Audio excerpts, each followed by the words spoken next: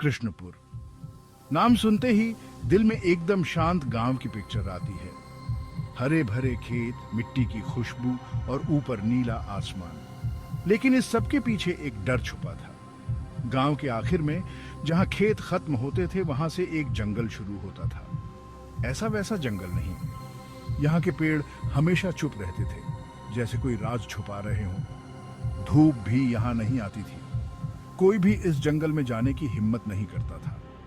कहते हैं रात को यहाँ अजीबोगरीब आवाजें आती थी। परछाइयां इंसानों की तरह डराती थी। कृष्णपुर के लोग इस जंगल से बहुत डरते थे। उनकी कहानियों में यह जंगल एक खतरनाक जगह बन गया था। बच्चों को डराने के लिए मैं इसी जंगल का नाम लेती थी। कहते हैं जो भी इस जंगल में गया वो कभी वापस नहीं आया। एक दिन कृष्णपुर में एक अनजान लड़की आई। नाम था उसका रेखा। बड़ी बड़ी आंखें, गोरा रंग और उसके चेहरे पर एक अजीब सी चमक थी।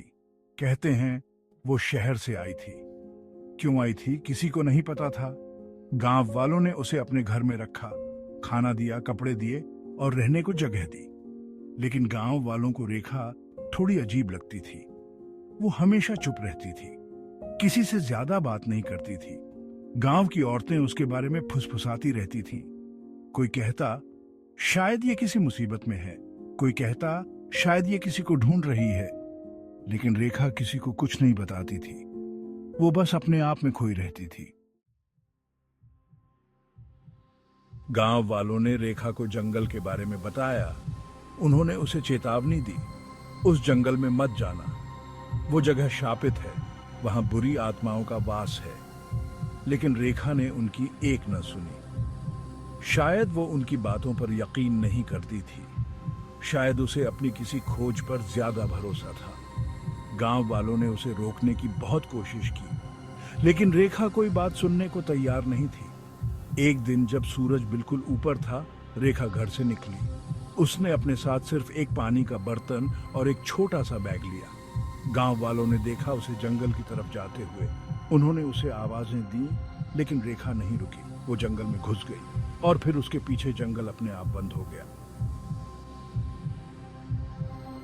जंगल में घुसते ही रेखा को अजीब सा लगा। सूरज की तेज रोशनी यहां नहीं पहुंच पा रही थी। चारों तरफ घना अंधेरा था। पेड़ इतने घने थे कि उनके पत्तों से एक अजीब सी आवाज आ रही थी। रेखा धीरे धीरे आगे बढ़ रही थी।